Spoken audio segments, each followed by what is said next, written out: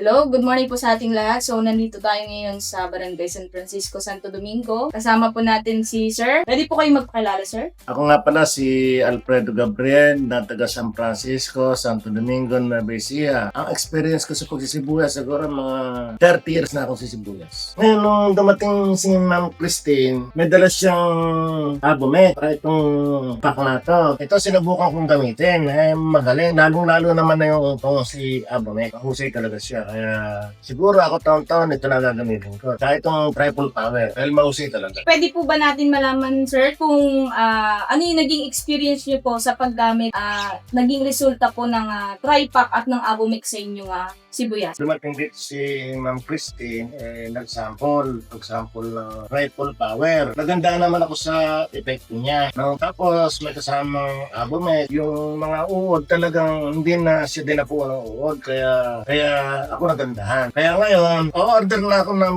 triple power para sa isang taon. May sigurado akong gagawin. Kaya sa kanitong abomet. Nabigyan kami ng magkaroon ng spot demo. Naisip ko po agad na bigyan si Sir, ang kapitan ng San Francisco, ng triple power plus Abomix. So, tandem po silang dalawa para mas maging maganda po yung epekto gamit yung triple power. Mas mapapaganda natin yung harvest ni kapitan. At the same time, yung paggamit niya ng Abomix, kontrolado po yung mga peste katulad ng harabas. Si triple power at plus Abomix Cap, maire-recommend po ba natin sa mga kapwa magsisibuyas po natin sa susunod na season?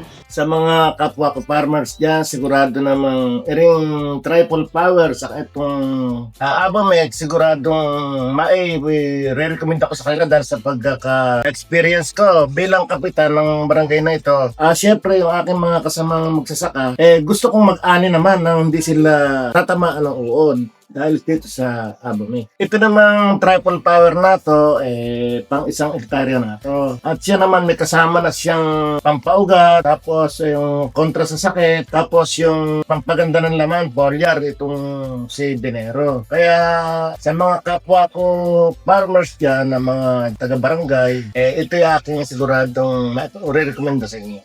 Sir, Technology dito.